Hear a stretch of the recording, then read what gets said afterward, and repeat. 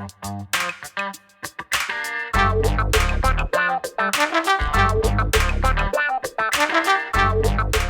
guys, Montel here, and welcome to another episode of Let's Be Blunt with Montel. Of course, I'm your host, Montel Williams, and today we're going to be diving into the complex and evolving world of cannabis and hemp laws in Florida.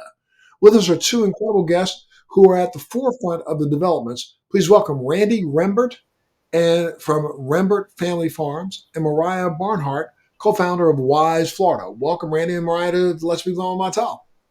Thank you. Absolutely. Thank you, Moriah, also for being here. Thank you so much for having us. Absolutely. Thank you for the opportunity. Sure. Well, let's get right into it. So, Ryan, maybe we can start with you by giving us an overview of Amendment 3 and what happened in the recent vote in Florida. I think everybody in the country was kind of caught by surprise because they thought this was kind of a shoo-in, but I'm well aware of the fact that the governor spent quite a bit of taxpayer dollars trying to fight the initiative and putting some really just inflammatorily incorrect information up on television, and I think he probably scared people into saying that they needed to vote against it. But what actually went wrong, and why didn't it pass? Well, I wouldn't say much went wrong. Montel, here in the South, we don't like to change laws via changing the Constitution. That is just our history. That's the way it probably always will be. It's very difficult to get an amendment into the Constitution. And 57% of Floridians voted yes on this, meaning over 70% wanted legalization. 57% were willing to sign on the dotted line to do it via constitutional amendment. And that tells you that the majority of Floridians wanted this. There is no celebration in opposing the will of the people. The people have spoken, and I think some chess moves are needing to be made now. I mean, that's a significant number of supporters. And, I get what you're saying, that people don't want to do a constitutional change. So what's next? I mean, is there an opportunity to put this on the next ballot? Yes, not only that, now our legislators have seen for themselves that not only do a vast majority of Floridians want this, but so many of them want it so badly that they were willing to vote for it to be placed into the Constitution. Therefore, our upcoming legislative session, I really believe that we're going to see some of these legislators come to the forefront to address the will of the people. Well, now in Florida, can they do that? Can the legislation pass a bill or a law, or does it have to be done by constitutional amendment? No, this actually always should have been addressed in the legislature, just as medical should have been. We actually opposed a constitutional amendment for years until we realized that the legislature every single year lied about what they were going to do. They passed low THC, and then they refused to broaden the program, the medical program in Florida. They did make it accessible for terminally ill patients. And then you saw with Amendment 2 came the smoking ban and the reversal of that. So this is just an ongoing process, really. And I absolutely believe that not only should it be dealt with through the legislature and always should have been, but now that they've seen that this is the will of Florida voters, you can't look us in the eye and say, I'm elected to fulfill your will, but I'm not going to do it. Gotcha. Well, Randy, you're someone who's deeply involved in the hemp industry. How do you see that cannabis and hemp can coexist in Florida? And how do you see them the way they're doing it now? And are there some shared interests in areas that you would like to see address where you differ? So I think one of the underlying issues is that they're trying to pit us against each other. They're trying to make it seem like it's two different industries when we're actually the same industry. Weed and hemp are both cannabis, and they want the hemp people to be against the weed people, and the weed people to be against the hemp people. In all actuality, we should just come together. We have close to 300 hemp farmers in the state of Florida who can help out with the medical marijuana industry. Then we also have almost 9,000 smoke shops in the state of Florida that would make great dispensaries. So I think the underlying issue is conquer and divide, put one against the other, isolate each entity, and then make us come against each other instead of making each other come together. But in some ways, I mean, there are some things that are going on that I think are really kind of, lines of demarcation between the two, though hemp and cannabis are the same plant. No ifs, ands, or buts. It's just this arbitrary number of the amount of THC that's in it that actually differentiates the two. However, the fact that the hemp industry is now gone after developing out things like, or pushing the volume and the amount of Delta 8 available, and also some of the other deleterious chemically induced deltas or hemp, THC zero, things like that. I mean, all over, I'll throw an idea at you. I mean, all over the South, in Tennessee, Kentucky, places that haven't legalized cannabis yet, they are having some serious issues with some of the products that you do find in some of these smoke shops because they are making people sick. There are some of these products that now have been around long enough that we're starting to see some of the deleterious effects of them, and so how do we kind of sit down at the same table to try to work this out so that, one bad apple doesn't spoil the whole bunch? I think the best thing to do is put us all under one entity and allow us to be properly regulated. The problem with hemp versus cannabis, weed is heavily tested, is heavily regulated, whereas hemp is wide open. Pretty much anybody can start a hemp business for $600, and anybody can start a hemp farm for $95. Whereas when it comes to medical marijuana, you need a minimum of $35 million to be able to do weed company in the state of Florida. If they treat us all the same, regulate all of us the same, puts us all in the same room and all have the same entity, we'll be perfectly fine. Especially when it comes to the farmers. So yeah, the same people who check to make sure that I'm compliant are the same people that check to see that the weed companies are compliant. Why are we not doing this for the smoke shops? Why are we not doing this for the processors? Why are we treating these like two different industries instead of bringing them together? And again, like you said about the legislator, part of this is we can write the bills, we can write the amendments that need to be done to put it down to make sure that we're all the same. Wow. And Moriah, I mean, now you did say 53% or 57% of the people in Florida did vote for legalization, but that means that, there's another 43% that were against. So, I mean, who are the people that are mostly against legalizing adult use cannabis in Florida, and why? What are their reasons? I want to be very clear. There are not 43% of people against legalization. There are 43% of people against putting legalization into the Constitution. A large percentage of that 43% want legalization. Actually, many of them are cannabis proponents who are misguided to believe that Amendment 3 somehow creates or perpetuates the existing monopoly that was actually created through the legislature. It's in statute, not in the Constitution. Amendment 2 didn't create it. Amendment 3 wasn't going to create it. It was written into statute, and every single legislative session could have been undone and rolled back. So you had of that 43%, some people who believed that, the cannabis industry was going to crush the hemp industry and they were scared of that. You had people who wanted legalization, just not through the existing monopoly. You had people who wanted legalization, but didn't want it through a constitutional amendment. So I think we're well over 70% of bipartisan Florida voters, both on the sides of Republicans and Democrats, who want personal freedoms, and they see this as just another freedom. I think that of that small percentage who are truly against it, it just is what it is. Some people don't want to learn new things, can't hear or understand the ripple effect and repercussions of the war on drugs, being the deadliest and most expensive war we've ever waged. We're at a point in time, which we've seen throughout history, where there's only one right side of change. We know where this is headed. We know that federal government is now going to intervene. This will be Schedule 3. Well, you say that, but I'm not necessarily sure you can say that with the same confidence that you could about a month ago, because we take a look at who just became the head of the Senate. Senator Thune is a guy who still believes that there's no medical value to cannabis whatsoever, and also it's a gateway drug. So he's going to be fighting against cannabis, and he has a large constituency in the Senate that believes the same thing. Only 38. What is it? No, I guess probably in some cases, a little bit more than 60 of the senators, no, 6 total, so 38, 38 senators would agree with legalization, but the rest, have been out there on the fence and have not. So Well, I, I think Trump's presidency changes everything. in Trump what, has a point to make, in and what, Matt Gaetz is his chief of staff. yeah, but we got to hope that Matt Gaetz gets confirmed, and he's got issues in other areas that could stop that.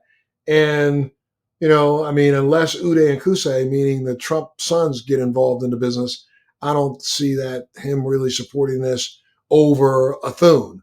I mean, there's going to be some give and take. So as much as we like to believe that the Fed is going to do something interesting. Remember, there was a promise in the last administration that something would be done in the first 100 days. Nothing got done at all in 4 years.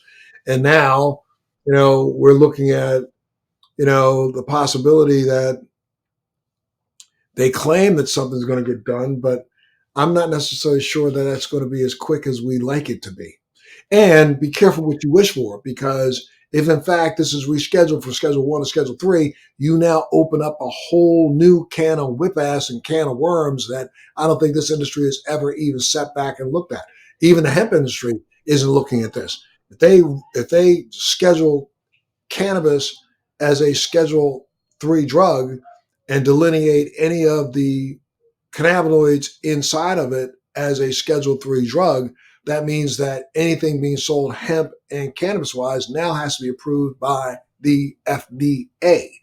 And now you've got a group of people who have never believed in cannabis getting ready to write the regulations, allowing for cannabis possibly to be sold through pharmacies and not dispensaries, which now is another argument that every state's going to go into that already has legalization. I just think that there's a big can of whip ass that's about to get open that I don't think this industry is ready for.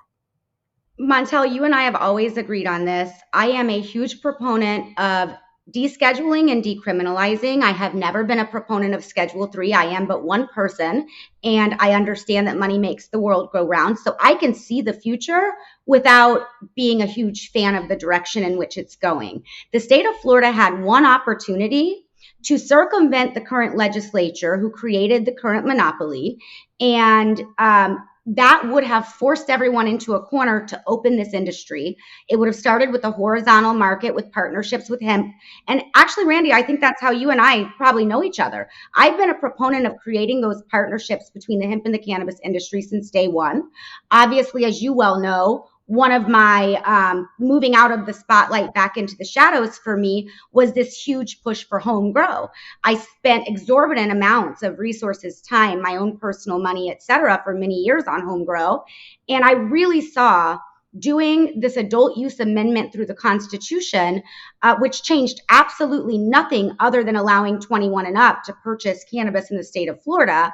It would have allowed for the market to begin to open up. It would have started with horizontal partnerships with the hemp companies, and we would have seen home grow. I can only do home grow as it stands the way I did the last constitutional amendment for home grow, which is under medical, because you can only change one thing at a time in the state of Florida under our strict single subject rule for constitutional amendments. I could have done a much broader home grow amendment, but I also believe the legislature, had this passed, would have picked up reciprocity, home grow, the horizontal market, opening it up to small businesses, entrepreneurs, and farmers.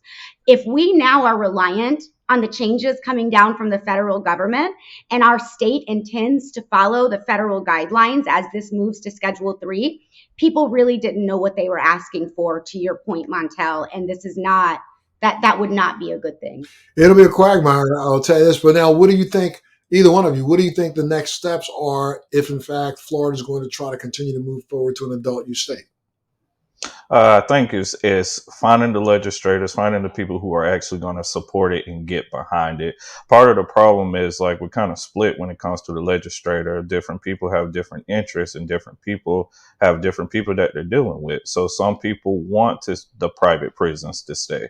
66,000 arrests per year. That's a lot of money away from law enforcement. That's a lot of money away from private prisons.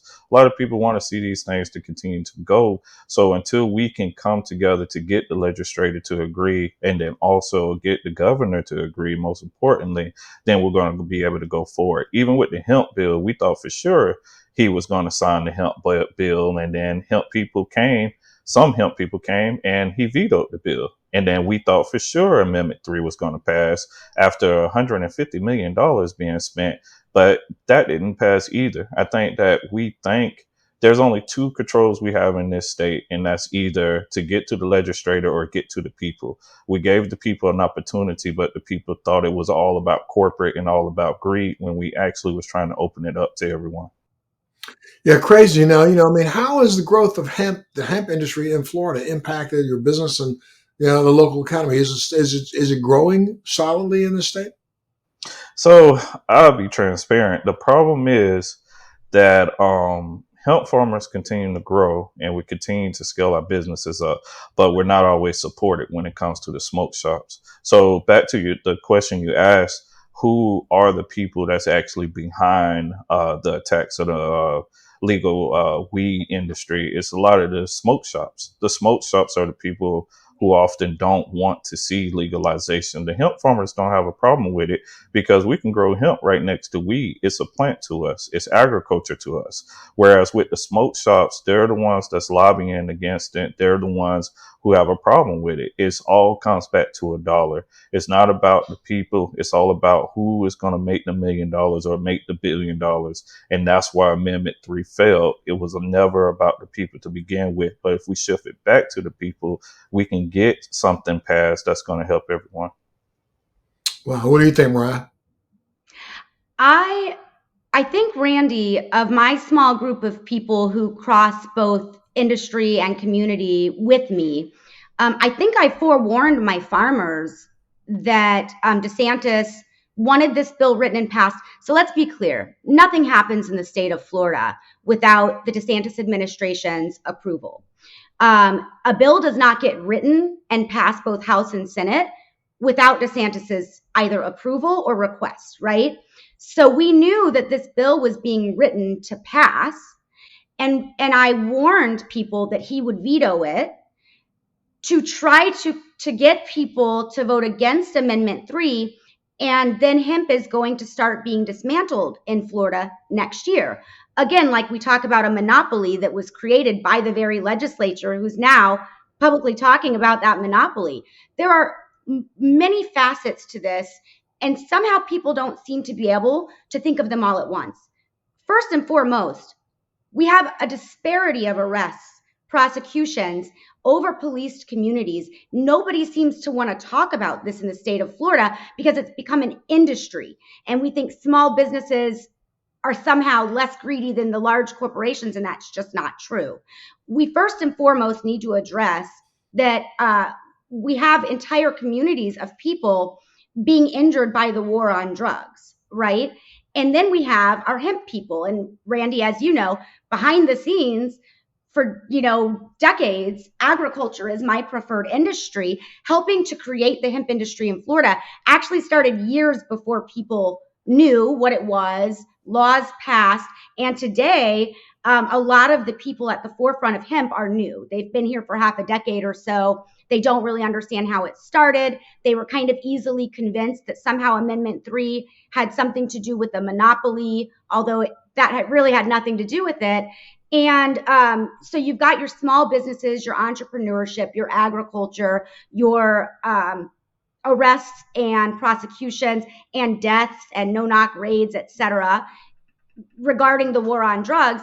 And all of this overlaps. We can't just see, I'm an entrepreneur, I want to make $1 million in a small hemp business by talking bad about all the greedy big corporations.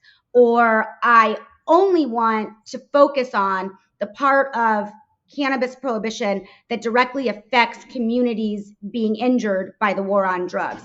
We have to really see this as the multifaceted approach that it always should have been. Stop letting them divide us. There's power in numbers, and that is the only strength they have ever feared from us, is a unity, a coming together and an agreement. Hemp was always intended to be dismantled in 2025. I've been saying that, Randy, as you can vouch, to my people in agriculture and in hemp. for long before the bill was even vetoed. Well, And I, the hemp bill isn't. The hemp bill didn't just allow for human consumable hemp. It also allowed for hemp to be grown for the myriad, the 2,500 different usages that it has. And so, Randy, I got a question for you. I mean, have we seen any research or any development in line with, the different various ways hemp can be used? I mean, we're talking about everything from hempcrete to textiles to batteries to building products. Have we seen any growth in those areas when it comes to hemp, or is it mostly just focused still on human consumable? It's human consumables. Unfortunately, the private sector is the main people who fund us. The federal government does allow grants sometimes. I know there was like a $95 million grant for hemp to be used for military uniforms. I seen that special forces was using CBD oil to see how it the different recoveries. The problem is that money is not coming directly to the farmers. It's coming to businesses that are using those for salaries and not necessarily for research. So there's opportunities. I heard Toyota say that they're going to start using hemp dashboards. Nike already uses hemp pants and hemp shoes. The problem is the connection between the farmer to the actual consumer. There's a gap there because the money is not there. To be able to do scale and do hemp fiber or do hemp CBD, we need more acres. We need tractors. A brand new quality tractor, you're talking about $150,000 off rip. And then you're talking about a building or infrastructure, another $500,000. The federal and the state government has not put up the money to create a true industry.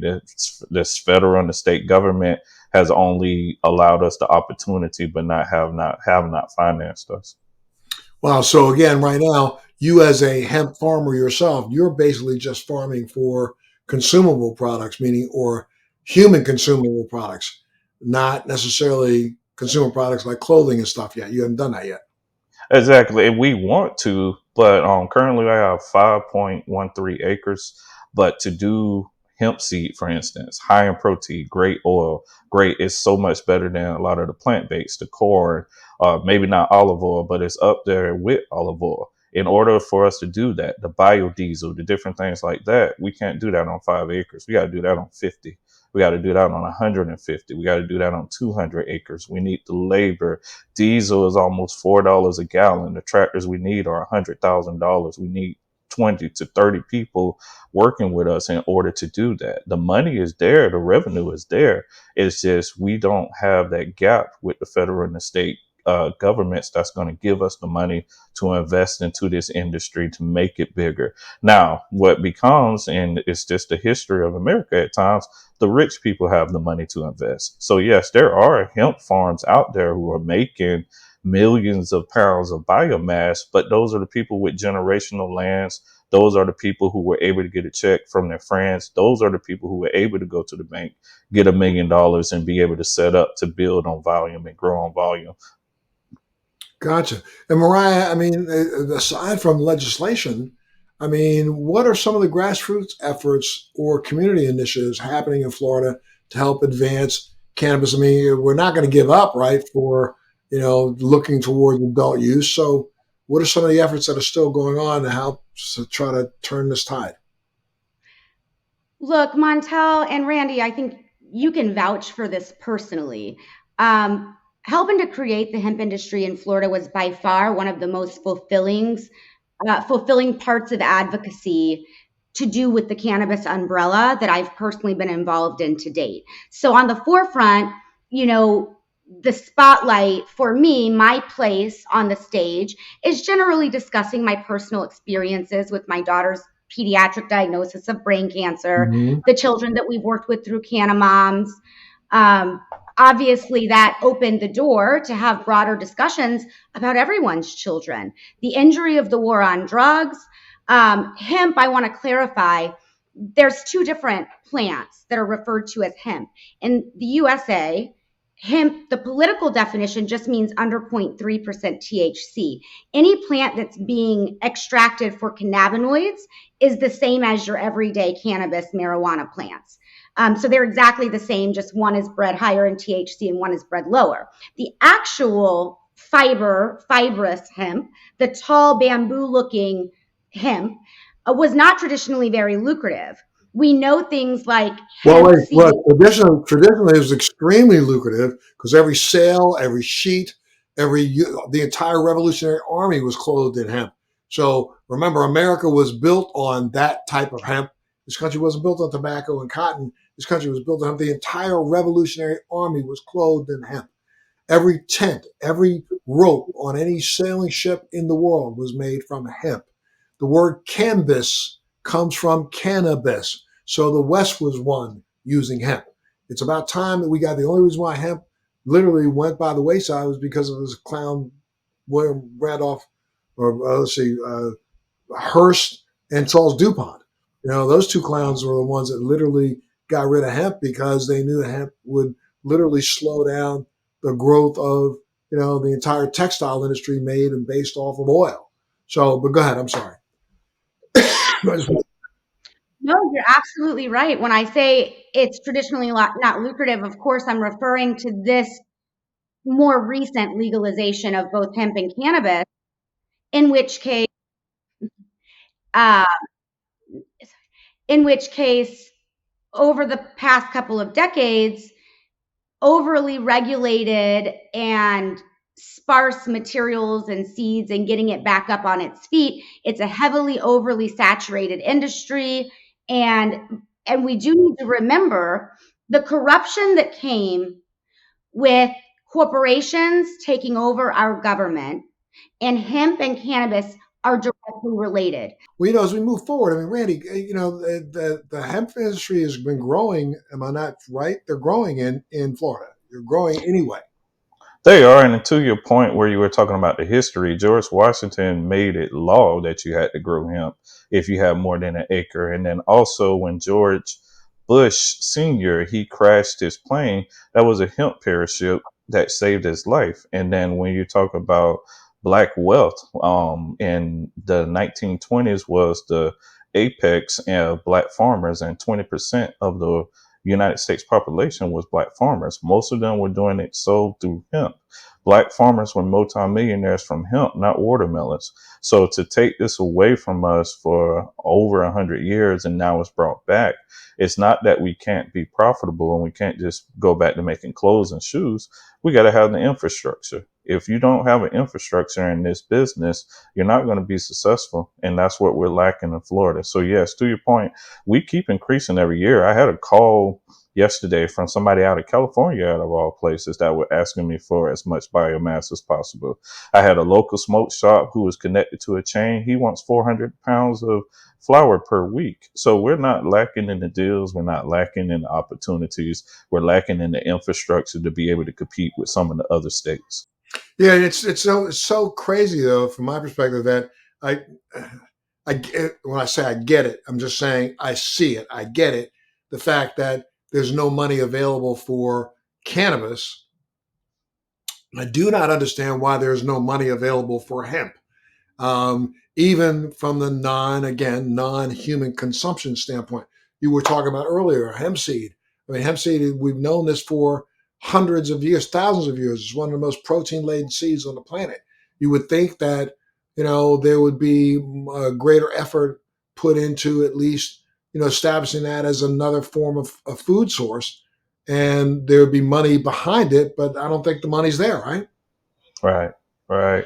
The money's not going to be there until we get the infrastructure and get a industry started. So even in my case, I'm not heavy CBD. I'm actually heavy CBG. CBG just came online in the recent 2 years or so. So most of my products are CBG products. The problem is we're so CBD heavy that people have spent millions, if not billions of dollars to create this CBD industry. And instead of putting more money behind the production of it, they kind of just left everybody high and dry.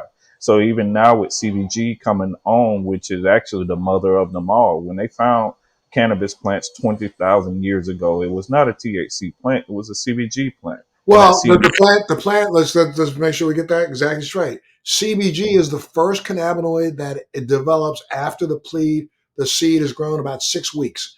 From that first 6 weeks, that's what the first cannabinoid is. That CBG is what turns into CBD, CBDA, CBDV, THCA, THCC, THCV, THCA also. So in a way, they call it the stem cell cannabinoid, because it's actually what turns into those two. But then there are so many other minor cannabinoids that we're not even thinking about that do exist in the hemp plant as well as the cannabis plant, that, in some places they're trying to outlaw them, which is really kind of ignorant, from CBN to CBT there's so many of them, somewhere around 250 something plus cannabinoids that may have some viability and efficaciousness as a supplement or as, even a medication, but we're not actually doing the research to actually develop them out.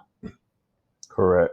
And that's the problem. We have to have the research across the board with weed and also with hemp. Hemp is already, I think it's a $10 billion industry in the state of Florida, whereas weed is just under $3 billion, if I'm not mistaken.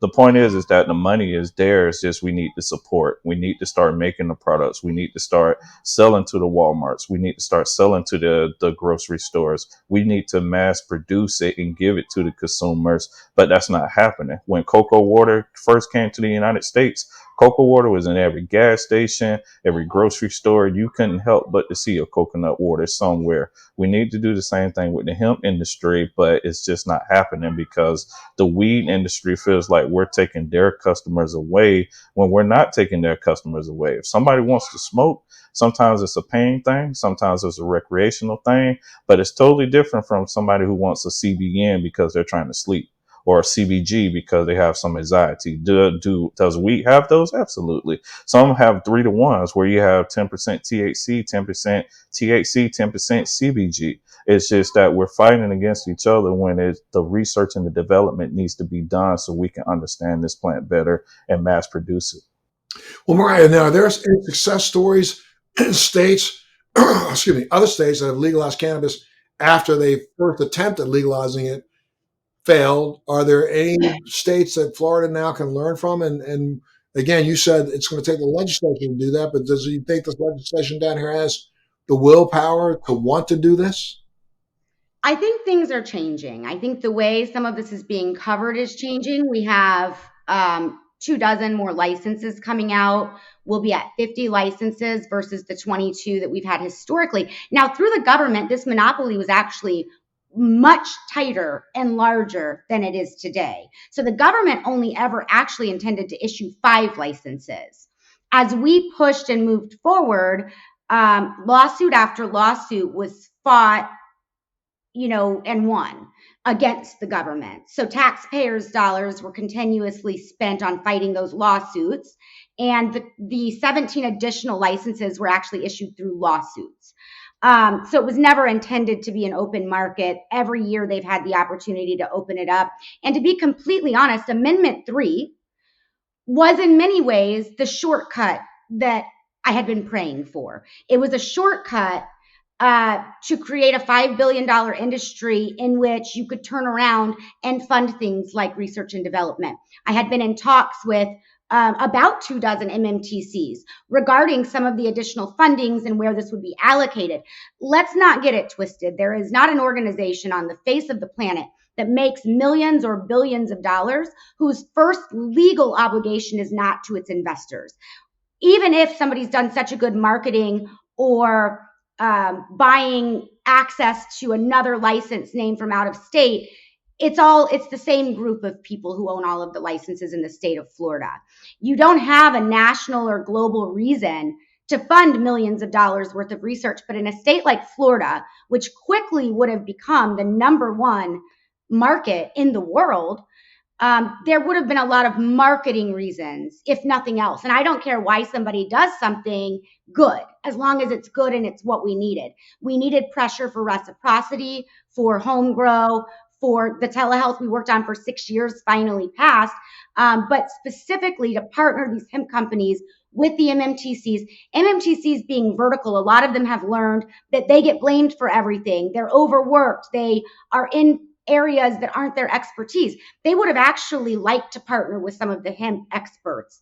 I don't think that people understood the shortcut that this would have been to all of those things, and they would have had a marketing reason to allocate those funds to research and development, even if it didn't directly affect. We know that we've got CBD enhancing cytotoxic uptake, helping chemotherapy and radiation work while protecting healthy cells.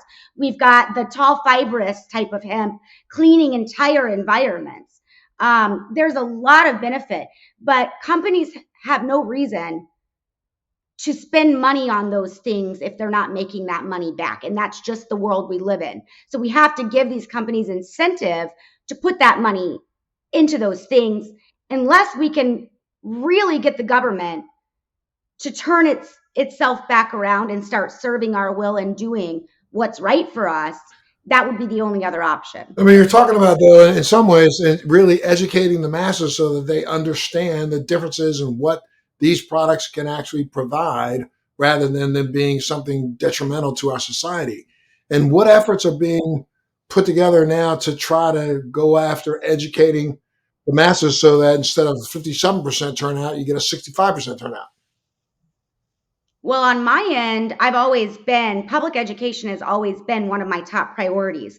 Working with Holly Bell, creating hemp in Florida, and then advising FDACs, et cetera, my focus was almost primarily on public education. When people are self-regulating in ways that aren't good, it gives the government an excuse to come in and over-regulate, which is historically seems to be their goal anyway. And so I think seeing the companies who not only did things that would give the government an excuse to now overregulate an entire industry, but they also did things that were either harmful, you take parents of sick children, for instance, the amount of companies making false claims, promising to cure children. I mean, there was some wild stuff going on, truly evil people. We can talk about corporate greed all day long with, Walmart and Amazon and global conglomerates, and now here in Florida with a monopoly that was created. But there are people who are poverty-stricken, entrepreneurs, small businesses who also have malintent, and misguiding people, giving people false hope is evil. Misguiding people to pay for dosing advice when it didn't exist over a decade ago. Products that, are more bioavailable and have very low concentrated amounts of these cannabinoids. And so we saw people being taken advantage of fiscally, being taken advantage of in so many different ways. And I think that that's where it becomes important to stop letting them divide us. We need to come together and work together towards these end goals. And we can agree to disagree sometimes on strategy, so long as nobody is being injurious to those end goals. And Randy, what do you think about the whole idea of, again, educating people about what hemp is and what is really good for you or what's not good for you? I mean, what do you think about the whole education process? Because I don't see that much education going on. I mean, now that the election is over and the votes are all tallied and in, all I hear is, yeah, we beat down those dopers. Well, you know what I mean? I think now what we need to do is start educating the masses about what has been missed. Right. I agree. And it's 2 points. One point is all weed companies are required to grow hemp by state law, but all hemp companies are not required to grow weed. So every single of the 25 weed companies and the other 25 that are coming by state law have to grow hemp. So weed companies are in fact hemp companies. And some of these weed companies, their bottom dollar is the actual THC, is the actual gummies. Now, the second point is one of the biggest struggles was it's a give take. And a lot of people felt like homegrown was never going to happen. So if people truly believed that homegrown was going to happen and there was going to be a push behind it, we easily probably could have got past the 60% threshold. The problem was it was a me attitude, and people wanted to know what were they getting out of it. They were afraid of corporate greed. They were afraid of a monopoly, and then they were also afraid that they were not going to get anything out of it. So to your point about education, I think it's just important to have conversations and to have talks like we're having now, where people can see even though Amendment 3 is over and that is done, we're still fighting and we're still out here trying to educate people to let you know, hey, we're still telling you the same thing. We want you to see the benefits of hemp. We want you to see the benefits of CBD, the benefits of CBG. But if you keep fighting against us, you're pulling away from the very health that we're trying to give to you. Gotcha. Well, look, this has been an unbelievable, really great conversation. I thank you both for being a part of this and sharing today. Any final thoughts, either one of you? Let's start with you, Moriah. Final thought. I'd like to chime in on this public education in that I believe over 70% of Florida voters want legalization. 57% were willing to put their name on legalization via constitutional amendment. I think the majority of education that now needs to be done is in letting people know Florida's under a strict single subject rule. I had already put forth a home grow constitutional amendment, which was approved, and people were excited to sign. Unfortunately, they weren't donating when they were signing, and that is absolutely setting it up for failure. So the MMTCs who would have benefited from Amendment 3, also probably for marketing purposes, would have been glad to donate to home grow. We could have seen the follow through of that grassroots effort.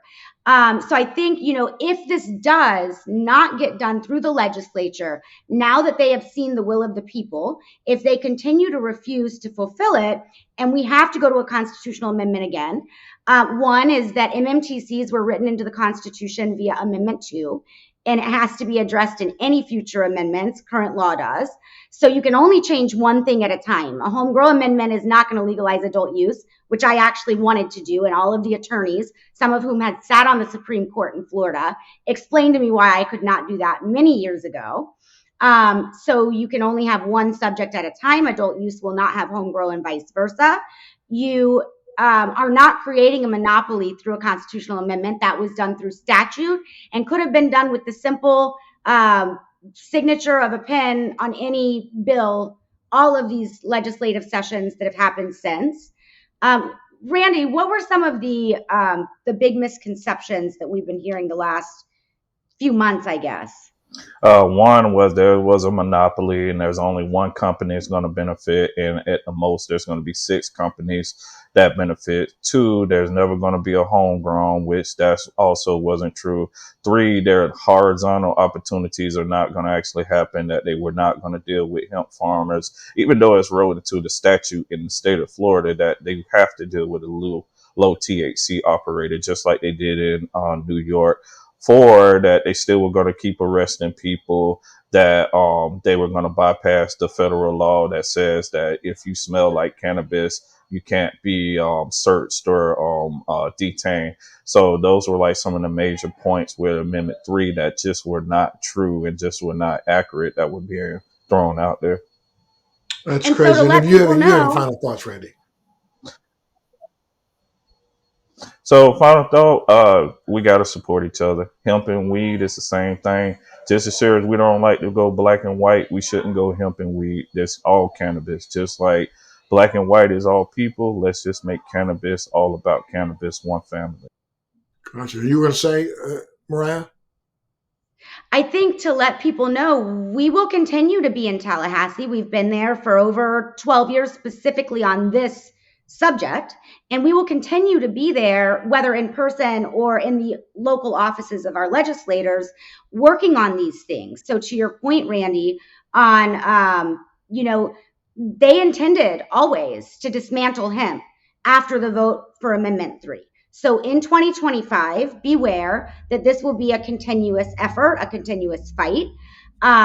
We will continue to fight now that we got telehealth finally for reciprocity and for home grow. We will continue to fight for adult use, whether through legislation or an amendment. So we need people to unite now more than ever. If you want a horizontal market, an open market where the hemp industry can take part in the larger, more lucrative market, then work with us and together on getting these things passed. And where can people go to help you, Moriah? wiseflorida.org, but also reaching out personally to people like Randy and I. We're always open to we have meetings constantly. Give me your stats. Give me the stats. Where do they go? LinkedIn? Where do they go? Tell me where you go. Randy, Rembert your Instagram? Rembert Family Farm at Instagram. Okay. And yours, Moriah? wiseflorida.org and Instagram. Okay, for sure. So make sure Floridians understand that, this is not something that's going to solve itself. We need your help. We need your funding. We need your support. We need you to step up to some of these, legislative meetings and sessions and show them that you really believe. And that's what can help turn the tide. I got to thank you both for being here and being a part of the show today. I want to thank all of you for tuning in and listening in. Make sure as you watch, go hit that little subscribe button down at the bottom because that's going to help us go a lot farther. And keep being involved in the process. This is not going to solve itself. So I'll say it again and again. Thank you both for being a part of the show today. Thank you for tuning in. Join us on the next Let's Be Blunt with Montel. Thanks for joining me on Let's Be Blunt with Montel. Please make sure you're subscribed and hit the bell to be notified when new episodes post each week. We'd love to hear your feedback also, so please send us your comments.